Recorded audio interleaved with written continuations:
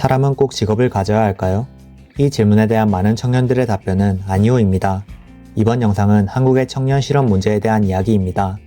뉴스 등에서 청년 취업과 관련된 인터뷰를 보면 많은 청년들이 지금 당장 일을 하고 싶지 않다, 취업이 너무 어려워 일할 의지가 생기지 않는다라고 말하는 모습을 쉽게 접할 수 있습니다.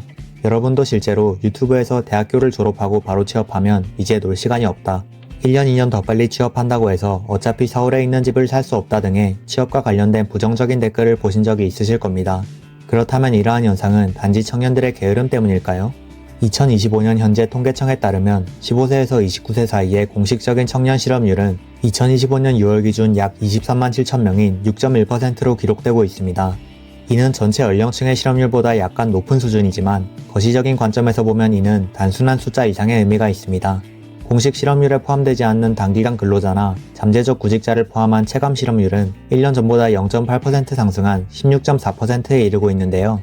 청년 실업률이 갈수록 높아지는 가운데 청년 고용률은 2025년 1월 기준 44.8%로 4년 만에 가장 큰 낙폭을 기록하였습니다.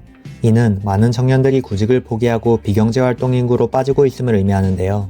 비경제활동 인구란 구직을 하지도 않고 일을 하지도 않는 사람들을 뜻하는데, 이 중에서도 특히 쉬었음으로 분류되는 청년들이 증가하고 있습니다. 쉬었음 인구란 특별한 사유 없이 노동시장에 참여하지 않는 인구를 의미하는데요. 이는 단순히 게으름이 아닌 심리적인 피로감과 구조적인 좌절감으로 인해 아무것도 하지 못하는 상태에 빠진 경우가 많다는 것을 뜻하고 있습니다. 취업 의지를 잃으며 구직 활동을 하지 않는 청년들의 무기력함은 외관상 수치로 기록되는 청년 실업률보다 훨씬 큰 사회적 문제를 야기하고 있습니다. 심지어 요즘은 구직 의사가 없는 사람들이 구직 의사가 있는 것처럼 구직 프로그램에 참가하여 구직 활동비를 비롯한 지원금을 챙기고 이 지원금으로 생활비를 충당하는 행위도 늘어나고 있습니다. 이들도 사실상 구직 활동을 하지 않는 비경제 활동 인구로 분류되어야 하죠. 이처럼 현재 청년 실업은 외관상으로 보여지는 수치보다 훨씬 더 심각한 상황에 접어들고 있습니다. 그렇다면 청년들은 왜 구직 활동을 포기한 채로 살아가고 있을까요? 굉장히 많은 이유가 있지만 현실적인 이유 중 하나는 급격하게 올라버린 물가입니다. 높은 주거비와 생활 물가는 청년들의 경제적 부담을 가중시키고, 이는 미래에 대한 불안감으로 이어져 취업 활동에도 부정적인 영향을 미치고 있습니다. 앞서 말씀드렸던 SNS의 댓글에서도 급격하게 치솟는 물가로 인해 무언가를 포기하며 목표 설정에서부터 어려움을 겪는 청년들의 모습을 볼 수 있습니다. 또 다른 이유는 매체의 발달로 인한 남들과의 비교 때문입니다.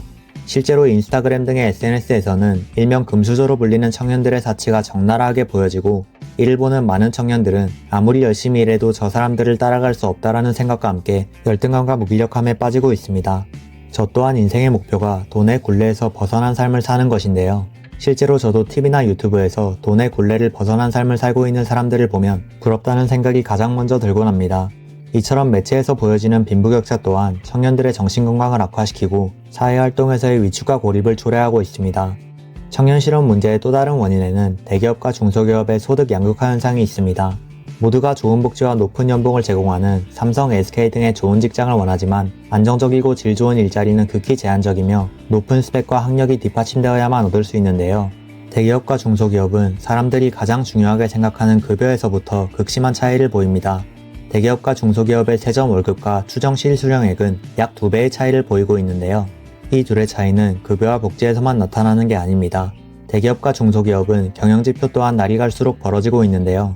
매출액, 영업이익률, 이자 보상 비율뿐만 아니라 부채 비율과 차입금 의존도 등의 안정성 지표 측면에서도 국내 중소기업은 모든 지표가 심각하게 악화되고 있습니다. 지속적인 경제 불안정으로 인한 기업들의 신규 채용 감소 또한 청년 실업률 증가의 큰 이유 중 하나입니다. 여러 취업 사이트에서는 상반기 신규 채용 없음, 하반기 신규 채용 없음이라는 글을 명시한 많은 기업들을 볼 수 있는데요.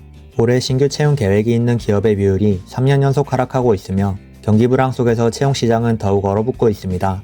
한국경영자총협회에 따르면 2025년 신규 채용 계획이 있다고 응답한 기업은 약 60.8%로 집계되었는데요. 협회는 대내외 불확실성이 확대되면서 기업 심리가 크게 위축되었고, 이에 따라 채용 시장도 위축되고 있다, 기업들은 신규 인력 채용에 있어서 굉장히 신중한 모습을 보이고 있다고 전달하였습니다. 내수 부진이 심화되고 관세 등의 대외 리스크가 확대되면서 기업들은 점점 보수적인 채용 운영 정책을 내세우고 있는데요. 이 또한 청년들의 실업 문제에 큰 영향을 미치고 있습니다. 그렇다면 청년 실업 문제는 단순히 실업 문제로 끝날까요? 청년 실업 문제는 또 다른 심각한 사회적 문제들을 야기하고 있습니다. 경제적으로 불안정한 상황에 놓인 많은 청년들은 결혼을 포기하고 있습니다.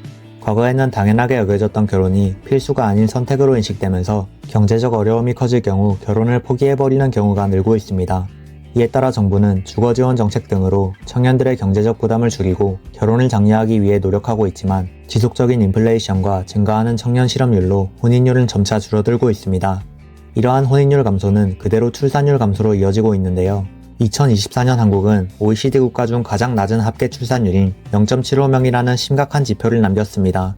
합계 출산율이란 여성 한 명이 평생 낳을 것으로 예상되는 평균 출생아 수를 의미하는데요.